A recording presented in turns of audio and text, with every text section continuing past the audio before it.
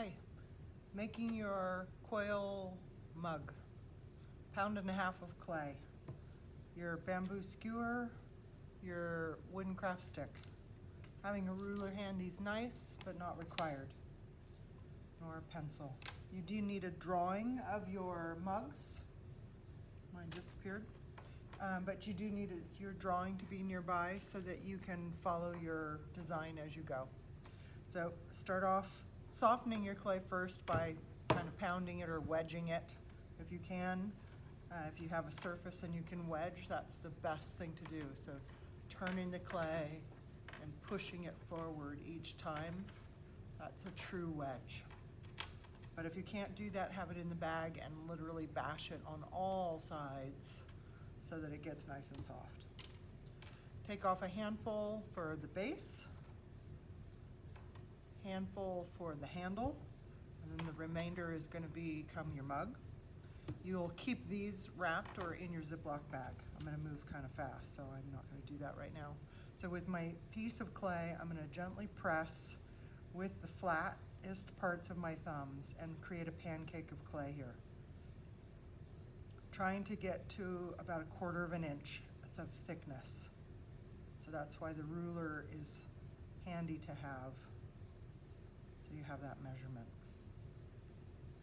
Trying to kind of press so that you don't get any really high spots or really low spots. You don't want it super paper thin. So that 1/4 inch is right about where I am right now, okay? Finger marks are okay, but if you want to smooth it out on any surface, piece of paper or a counter, you could just give it a couple of tosses down. I flip it over so that I get both sides, and it will smooth it out quite a bit and even, and it will thin it a little bit. So if you're struggling to get 1/4 inch, if it's a little thicker, you may toss it down a couple times. I don't want to go any further because then I'll get too thin. So fairly thin there. And then you want to have some kind of an object where you can get a nice round base on your mug. I'm just using a random piece of plastic from a container.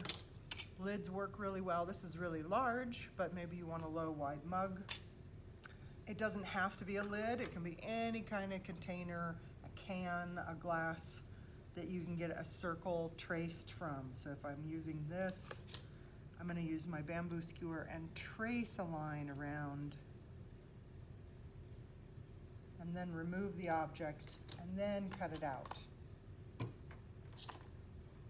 Okay.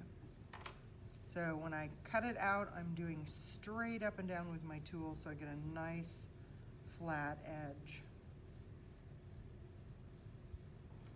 And then my scraps. So here's the base of my mug. Okay, good to go. Then the fun begins. I'm going to start rolling coils. So I'm going to take another little handful off of my chunk of clay, and I'm going to start to press it out into a bit of a coil just to get it started. And then I'm going to roll this, and the important part is using your whole hand, including your fingers, and your fingers slightly spread out. You don't want to do this.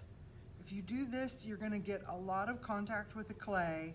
The water in the clay is going to pull out and your clay is going to dry out. So you don't want to go this way. You really want to use your whole hand. And as you can see, mine's kind of bouncy because it's gone flat and gone narrow on one side. So I want to twist this clay before it gets too skinny. Twist it a little bit. Okay? And then roll gently on the top, a little less pressure. And that clay will sort of knock down the high points and match up with the low points, and you can get a nice round coil if you're pushing too hard. The flattened coil thing happens generally because you push down a little harder and then you release your pressure, and so you flatten and then roll, so you get that happening. Happens to me when I move too fast. Happens with beginners all the time. So I'm going to put this coil on this piece of clay, so I have to score and slip.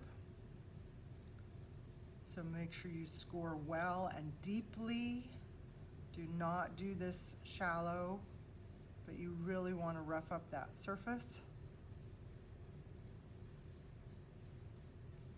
Just on the outside.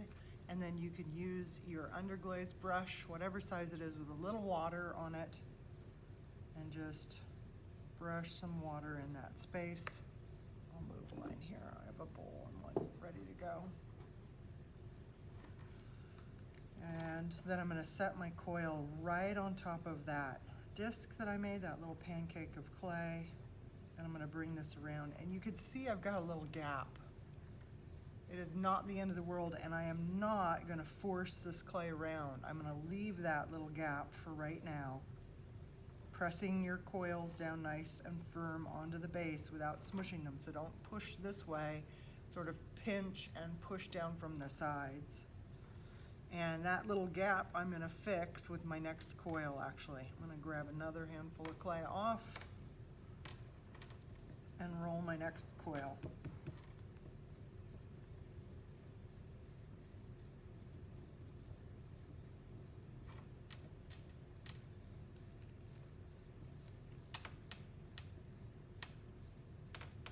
And this coil is a little longer. This is about the length of a piece of paper. Maybe a smidge longer. Yeah, it's a little bit longer. But I know that I have enough to go around my base again, and I have enough to fill that gap. So I'm just going to take a little piece of this one, set it right over the top of those two ends, and then I'm going to cut through both coils. Try to keep that on there. Cut through both coils and remove the end pieces that I just cut off. And then this little coil will fit right in that gap. Okay, and again, press it down nicely into the base. This first part, now I need to get the base attached to my coil and get the walls nice and strong. So I'm gonna roll the edge of that slab, that little pancake of clay, right up on to the side of my coil, blending from the bottom up, on the outside from the bottom up. Okay, so the bottom is attached on the outside, and now I'm going to attach it on the inside. So I use the tip of my finger and I just grab the edge of that coil. I don't grab the whole coil, so I'm not right here and smashing it through. I'm just grabbing that edge and bringing it down. And I don't have a long fingernail. If you have a long fingernail, you can use your craft stick and just, again, grab that edge, pull it down. The craft stick generally will make little bits of clay sort of peel off, but that's not a big deal. Okay. So now it's all really well attached. It's not cleaned up, but right now, this is not coming apart. This is now nicely joined together. So I'm going to spend just a minute smoothing. Again, if you've got a fingernail that's too long, you can use the craft stick to do this. It's just your hands do tend to make it go faster. I'm going to do a little smoothing on the outside.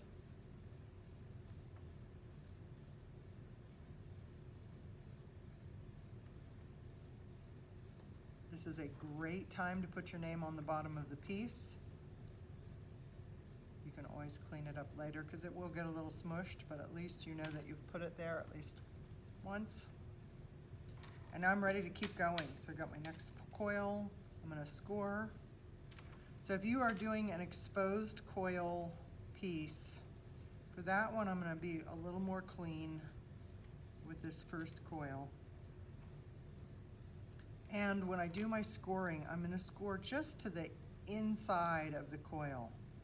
I'm not going to score all the way across the top, because if I do that, I'm going to end up with scoring marks all sticking out onto the face, and I'll show you that here.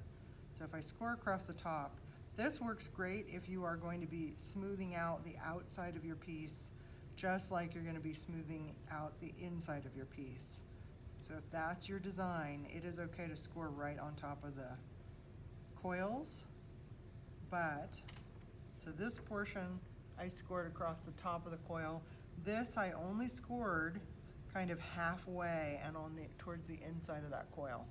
I need to do the scoring because I'm adding clay to clay, but I do it in different ways based on this, because when I put this coil on top, And here I made a nice long coil, so I'm gonna overlap, again, overlap, and then again cut through both coils. Get in there, remove that one, and then those match up nicely, and you can blend this end so you never know where the end of that coil was. Okay? But in the areas where I did the scoring on the inside, you don't see scoring.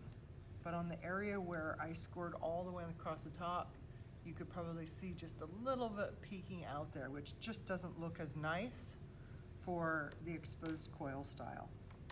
So again, pressing this gently but firmly down onto the lower coil and blend. Fingertip if you can, craft stick if you can't. Sometimes that slip kind of pushes out and makes a slippery mess. So the craft stick can come in handy if that's the case.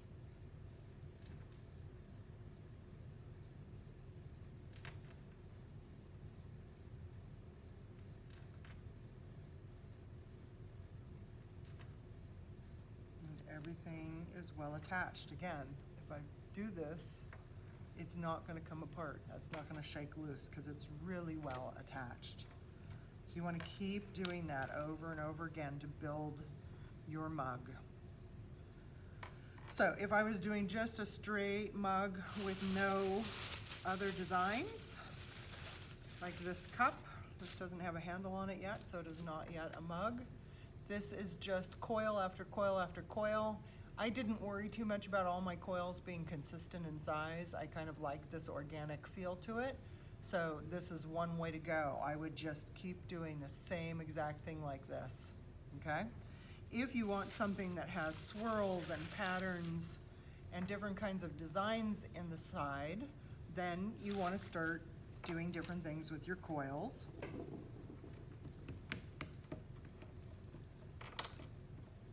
You can see I'm moving fast, so my coil keeps on flattening out, so I'm going to twist it and then roll across. You want your coils thick enough that they're pretty much pinky thick. You don't want them super big because then the walls of your mug are going to be super thick and heavy. But you don't want them super thin because then the walls are really hard to blend and they dry out really fast. So that's kind of finding the right balance between them. So if I wanted to do swirls and things like that on my piece, again, scoring towards the inside of the previous coil so that I don't have little score marks showing on the outside too much or at all, but I still get a good bond.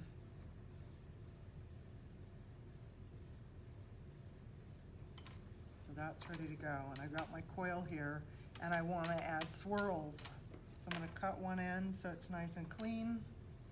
I'm going to put water up the side so that, again, it's another way that the coil is going to stay nice and strong and together. And then I'm going to spiral this guy up. Big or little, totally your choice. If you cut it off straight, it's going to do one thing. So maybe when I put it on the mug, on the base, I want it this way, but I might want it this way, or I might want it that way. So think about where the end is, or if you want that end to kind of blend and disappear into the swirl, that gives it a slightly different look if you're stacking a bunch of them or putting them together. And what I do with mine is I blend the back before I add it on to the mug. This just makes life easier. You can make sure that the coil is really well attached. And now itself is kind of like a solid piece, but here you would attach it right on. And you can sort of, depending on the size of the coil, this one is big enough that I'm going to flex it a little bit so that it matches the curve of my cup that's starting to develop. I'm going to grab these two.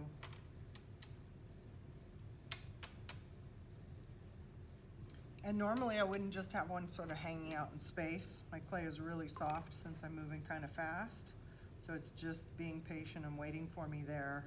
But normally I would make all of my coils here so that I can see that they match and get them all about the same size. so that if I was doing a whole design around the piece, they're all gonna be consistent. Okay, so if I'm doing this a bunch of times.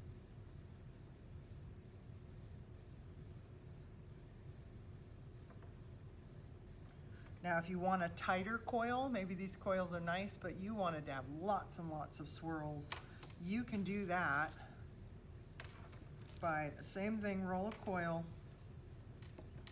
but this coil you're gonna roll thinner. Okay, so this one's less than pinky thickness, a little thicker than maybe a pencil. And then I'm gonna throw this down so it flattens out on one side. Okay, gets it a little skinnier. And then I have a couple options. I can do my little bit of water. I can roll it this way. And as you can see, I get a lot more spirals in the same space with the same thickness, basically. Okay? Or if you want this kind of look, but you don't like the thickness here, you want it to be a little more narrow, you can take that same kind of thin style of coil. The beginning is a little hard to start, but then you start wrapping and you can get, again, that kind of a little more poofy sort of spiral, but not quite as thick. So that's another way to go after spirals. Okay? So whichever way you do it, I'm gonna kind of do everything because this is a demo piece. The thing to notice as I'm doing this though is I have gaps between my spirals. And one easy way to fix that is to make little balls of clay or little pearls. So rolling a little ball of clay is great, but if I stick this in here and then go and blend all of this in, there's not a lot of surface area on the back for this piece of clay to stay attached in the end, even once it's blended in. So instead of leaving it like a little ball, I roll them so that they have a little tail or a little teardrop kind of shape, like that. So when that goes into this space, and also don't forget to score all the way around your swirls too, because you're going to be attaching things side to side, not just top to bottom.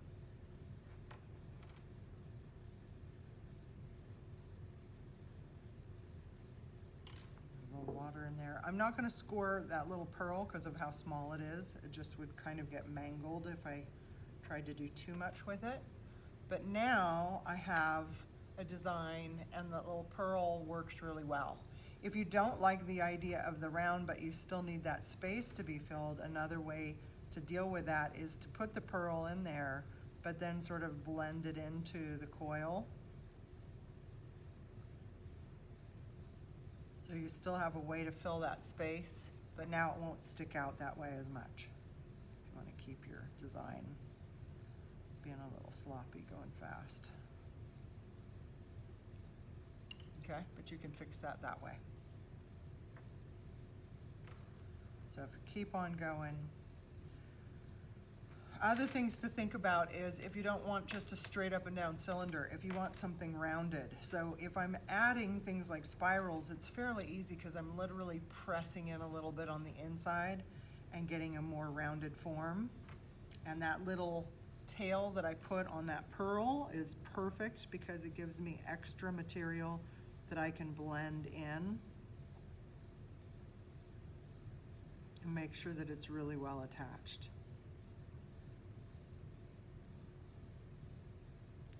Okay, so all of that's really well attached. But you can see I can sort of get this to push out further by just a little gentle pressure on the inside, and I can get a nice bellied out, rounded shape on the mug. But what if you're not doing spirals? I should have a little pearl in there too. That one sort of was tight enough. I could make that work. But if you're not doing spirals or little additions of pieces of clay like that, and you're just going to keep on coil building, the way that you can get that curve to happen, whether it's curving in or curving out, is the placement of the coil that's going to go on top. So So I got a little bit of water here. I've got to score these edges again. So even if you're doing spirals, don't forget to score them. And if I want this shape to start getting wider and come out, when I set this coil on top, I'm going to set it to the outside edge right here. I'm not going to set it directly on top, and I'm not going to set it to the inside. I'm going to send it slightly to the outside.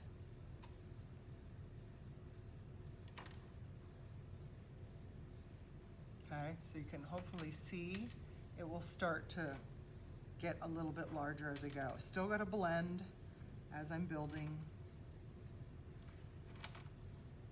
I don't want to wait to the end and do all the blending in the end. You might think that's a time saver, but it actually lets your coils dry out a bit, and it's much, much, much harder to do the blending and get them smooth. So do not wait. You want to blend as you go. Doesn't have to be perfectly smooth, but it does need all the gaps filled and just to be blended.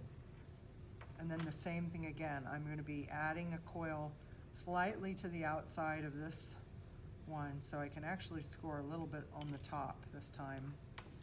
And then when I add the next coil, I need it to be a little bit longer than that.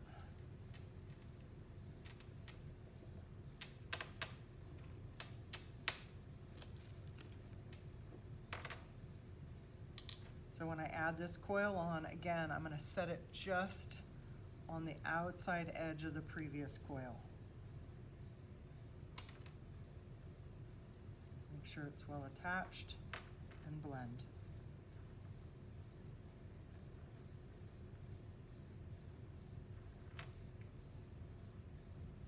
So you can see with this kind of design where I've got swirls in some areas and not in others, the swirls are going to get height really fast, so I've sort of got to catch up on the back side. Okay, one more. I think will get us pretty close, and then I want to show you how to make the shape go smaller. So same kind of thing, one more wide one.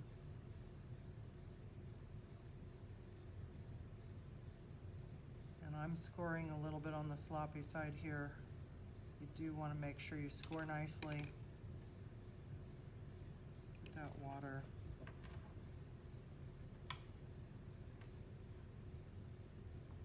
And then again, setting that coil just to the outside.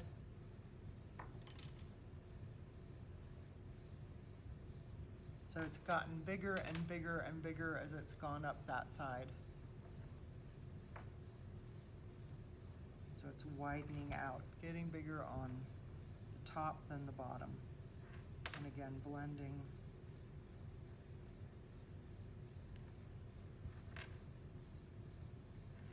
Now, if I'm going to be narrowing this, I know that I'm not going to have as easy access to get in and do a cleanup. So I'm really quickly going to use the side of my craft stick and use it as my smoothing and blending tool.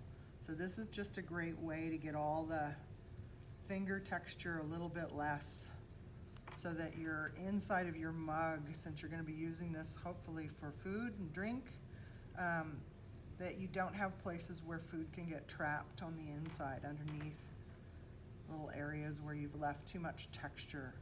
So it's really good to use your craft stick to do a smoothing. If you don't have a craft stick, or maybe your mug is going to be really curvy and just not really have any flat sides to them, you can kind of make makeshift tools or just use your hands. Hands totally work well. You'll just spend a little time in there smoothing. But you can take something like a lid, a plastic lid, and cut it so that you can use the curve section. In the ceramics world, we have tools like these rubber ribs that have, you know, narrow rounds and wide rounds and more flat and curved, so that you can get in there and really make curves easily. But you can do a makeshift rib by just using a plastic piece like this and cutting it, getting a little corner of it, something that you can grip easily, and then use that sort of as your scraping tool down on the inside. All my lids right here are really big, so it doesn't really show it well. Also, I wanted to show you this. So this is happening because I did not score and slip well between these two spirals. So make sure if you notice that things are sort of coming apart, don't just stick them together, but do a little bit of the techniques that you know, which is to score and add water. So that's your slip. So once that water's in there, I get in there and score again to create the slip.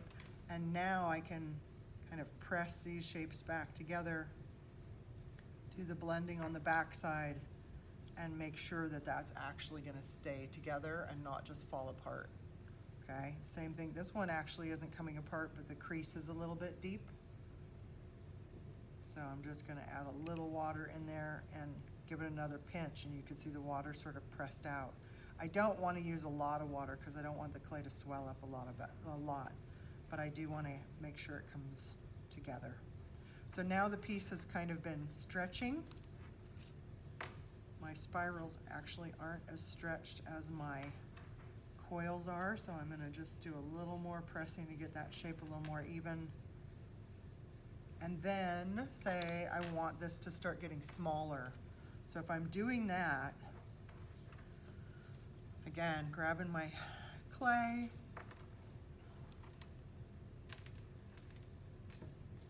making a coil,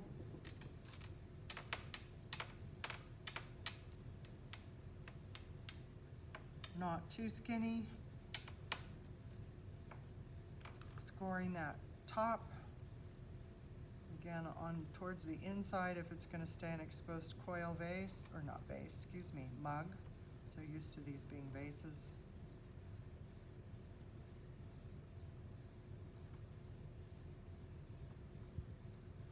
So even though it's an irregular shape, I'm just gonna put a coil that's gonna go all the way around this. Get that all scored. A little bit of water. If you're getting a really big gooey mess, you're using too much water. So, you know, knock some of that off your brush before you do that, or even just sort of tap it on the edges so you don't have to get quite as much in there. And then I'm gonna set my coil on. This time, instead of setting it directly on or slightly to the outside, I'm gonna go slightly to the inside because I wanna make this start to get smaller. And where I have an irregular kind of shape, I'm gonna press that coil right down into those gaps. But again, being mindful to keep it to the inside of the coil below it. And then I've got my overlap, and guess what I'm gonna do? Same thing, cut through both coils. Remove, I didn't cut very well through that one. There we go, remove the ends, put that together, blend those out so you can't see the join side. Okay, so now it's gonna get smaller.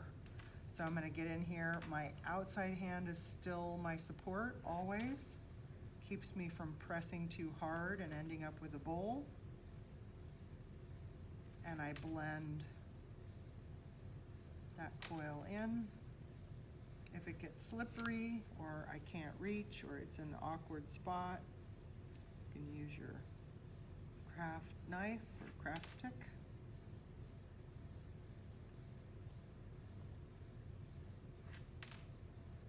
And make sure that is blended and really well attached. Okay, and then the same thing again. One more.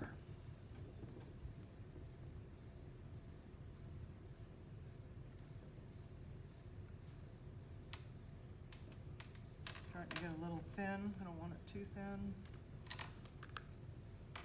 And again, if I want the shape to start getting smaller, so the mouth of the mug is getting narrower, I'm going to score along that inside edge.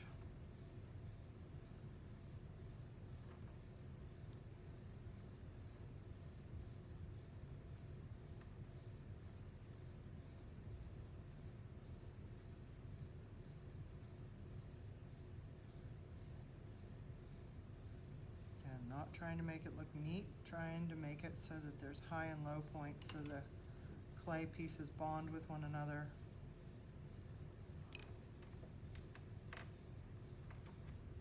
And again, I'm setting it just to the inside of the previous coil.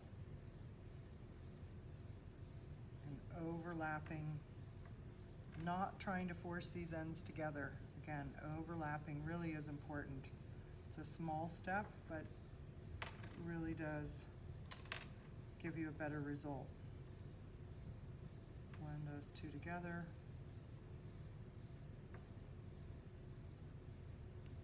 Press it down, make sure it's nicely attached, and then again, on the inside,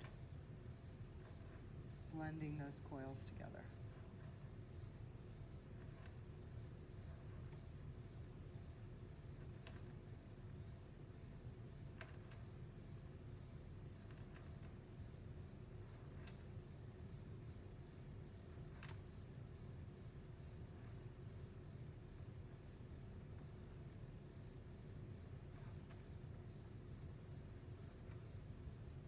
Okay. So, I've still got a little bit of clay left, but I'm gonna stop here just because I think I've explained it all 15 times the right way. So, at this point, so I've got kind of a design. I have an irregular rim and my rim isn't finished and I've got some cleanup work to do. So all of those things to consider. So I would probably start with my cleanup work. You can see little bits of clay, little bits of scoring showing, and I want that to be much nicer and cleaner because that's gonna show through the glaze. Glaze is not gonna cover that over. So I'm gonna use my craft stick, and instead of using my rounded end, this time I'm gonna use my pointed end. So that was the end we trimmed when we were doing our tile project. You can retrim or not. I'm gonna dip mine in water so that as I do my cleanup, it's just softening the edge of the clay a little bit. And it also, when there's a little water on a wooden tool, the clay sort of sticks to the tool instead of just sort of sticking onto the side of my piece. And I can clean up much more quickly and easily. So I'm just going along some of the seams that got messy, or like where my coils match up with my swirl here. I really don't like that it's sort of smushed onto my swirl. I want my swirl to show. So I'm gonna soften that edge. The thing you've got to be careful with when you're doing your cleanup and you're using a tool like this is to not end up with what looks like just drawn in lines. You want your coils to keep that nice rounded shape because that's going to look really nice with your glaze, and it feels nicer in your hands than just having a piece where it's literally like you've just carved in a line. So be gentle with the use of this tool. It's just handy to get in there, and using that particular point is really handy for doing your cleanup. If you use your bamboo skewer, it tends to leave more of a line. So if I go to this guy, which seems like the obvious choice here, if I press in here, my problem is the tool can kind of dig too much, and I end up with, again, what looks like just a carved line, and I lose the roundness of the coil, and instead it frankly gets a little boring, I think. There's a different style. If you were doing something else, that would work really well, but for this particular project and trying to have your exposed coil, if that's your option for this piece, you're just gonna spend a little time cleaning it up, and you want those coils to stay pretty round. One other cleanup tool that I always hesitate to bring up, especially with Ceramics 1 students, because you guys just haven't gotten to handle the clay a whole lot, so sometimes my words get lost on you, but using your brush can be a great cleanup tool. The problem is students use way too much water. So you really want to wipe out virtually all the water from that brush, and then you can run it along the seams, and just the small amount of water that's in there can really clean things up. and erase little teeny marks or get down into areas where you just can't get your fingers or a tool really well. And what's nice about the brush is it keeps things pretty round. The problem is students will oftentimes load it up with water and just start like washing their whole piece. And it looks lovely for a little while because it really does soften the clay up and you feel like you're being really effective. The problem is that all that water is going to suck right into that wall of that piece and swell up. And then when this goes to dry, it's going to shrink and you have all these joins where all of the coils are pushed together, are weakened and pulled apart. So you can end up with cracks from using too much water. So as much as it's a great tool, squeeze out the excess water, or if you have your small sponge, squeeze out your small sponge and use this as the place where you kind of wipe your brush off before you get in here, now that I ruined that part, and do some light cleanup and just get those little bits of clay out of there, okay? Also, do not use your sponge as your cleanup tool. If you do this just after a couple of passes, I can already see it on mine, I'm removing all of the fine particles of clay right there onto my sponge, and instead I'm getting all the gritty, sandy surface to be revealed. You will end up with a rough mug. Your teacher will not love it. So don't use this as a cleanup tool. It's really your fingers and the wooden tools for the most part, and a almost dry brush. So if I have that brush wiped out, it's not gonna leave a lot of water in my piece, versus if I have it loaded, I'm just putting puddles of water on the piece. So hopefully that's clear. Once you get the outside of your piece really clean, the other thing you want to consider is the rim. This is a mug once it has a handle on it here. So you want to be able to drink out of it. So you want to kind of use your fingertips, again, a little bit of water, and I'm not pinching this way, but I'm just gliding my fingers across and I'm narrowing the top edge of the mug. And I want to do that so that this mug is more comfortable to drink out of. If it has a really thick edge, it just doesn't feel good. It's not as easy to drink from. So I'm just pressing and smoothing. I also don't want this super pointy, so you don't want to go to town on this so much that you have a point on the edge. But you do want to thin that top coil a bit and narrow it some. It will make it much more comfortable to drink from. Okay? So a little more narrow at the top than it was a moment ago. The other thing is mine has like a roller coaster rim on it right now, which you might not want. You might want your mug to be totally flat. So if that's the case, you turn the piece over, tap gently on a surface, again, could be a piece of paper on your textbook, and you're gonna see it sort of flatten out on the spots that touched the table. So I'm gonna push that clay sort of down, almost rolling it back into the walls of the piece. And I will do this process over and over again until basically the whole rim touches the tabletop. And you can do this before you narrow the rim a little bit, but actually I kind of like to do it in the order I just demoed it, where I actually sort of fix the rim and then I can see where the high and low points are and I can fix again.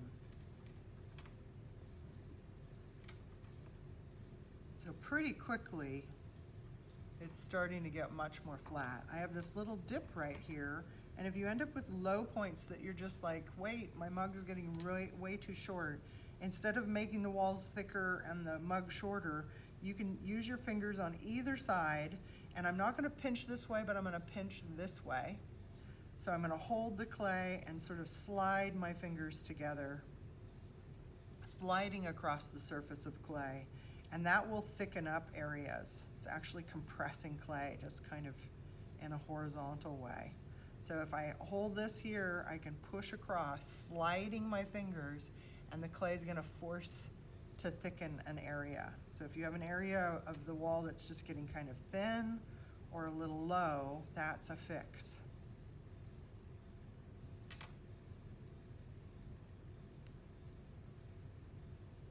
And my clay's really soft up here, so I don't want to add any more water to it. So just monitoring those kinds of things as you go. And then again, tapping it and back. And now it's pretty much touching everywhere. So I'm going to go back and just do a little thinning again, just to give it a nice edge.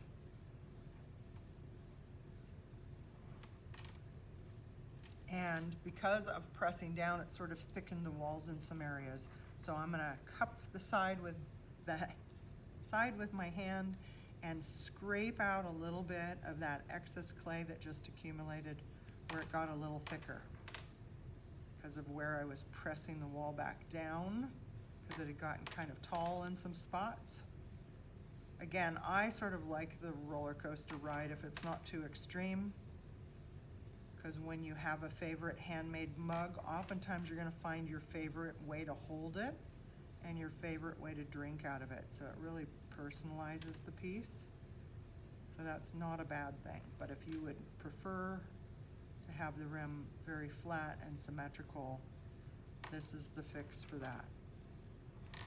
And again, you kind of go back and do a little fixing again. Again, mine's not totally perfect because I actually like that, but it's a little less roller coastery than it was a few minutes ago. Okay, so you've seen how to curve out, how to curve in, how to do coils and swirls, and a little bit on the pearls. You can do rows of things. You've seen about blending on the inside and narrowing the rim and evening out the rim as much as you want to. The thing I haven't shown you is smoothing on the outside, which if I was building this knowing that I'm going to have the outside smooth and the inside smooth because I'm going to do some other surface design, as you're building, you would want to be blending these coils also. These coils have been just sitting a few minutes, but they're already starting to firm up. So you want to do this as you're building. So on the outside, you blend your coils up. On the inside, you blend your coils down. And I've got my hand in here for support because I'm holding it sideways, and I don't want it to just sit on the table and smush, especially if your clay is really soft. That will happen. And you're just basically going to be blending as you build. I'm doing it all afterwards just because I wanted to show you the building techniques. But every coil that you blend on the inside, you're going to blend on the outside, but you're going to do it up on the outside and down on the inside so that your walls stay a fairly even thickness. Because if you're blending down on both sides, your mug's going to keep shrinking and the base is going to get thick. If you're blending up on both sides, sometimes you actually run out of material and things get really thin. So it's good to kind of go down and go up for the most part. If you have areas that you want exposed coil but you want the rest blended, then as you're doing this process, you're just going to go around those spots and not blend them, but blend the rest of the piece. Okay? If you're doing textures and things on purpose, then that's, each of you is sort of sorting that out. But just basically blending over as I go. And then once I get it blended, so basically if I had been building this and blending the whole time, when I'm done, it would have a lot of little finger texture marks, just like mine does now, maybe even more. And so my final step, once I get everything blended, at least so all the coils are together, I'll leave my swirls on the front here at the moment.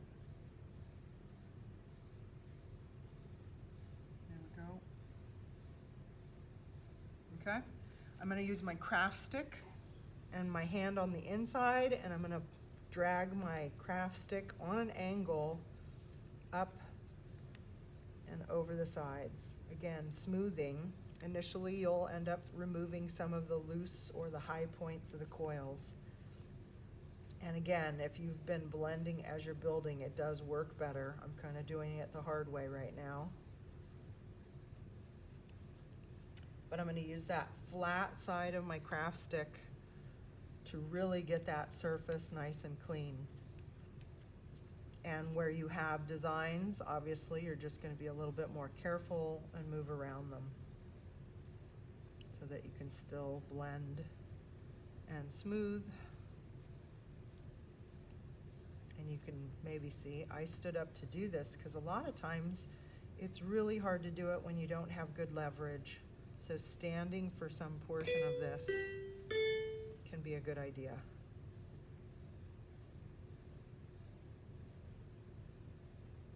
So hopefully you get the point of this. So you can see I've got some texture here. Again, I'm going to resist the urge to grab that sponge, and instead I'll probably just use a little bit of water or even dip my craft stick into the water, because that will also help to soften out that surface. And I can get a really smooth surface if I spend just a little bit of time on it.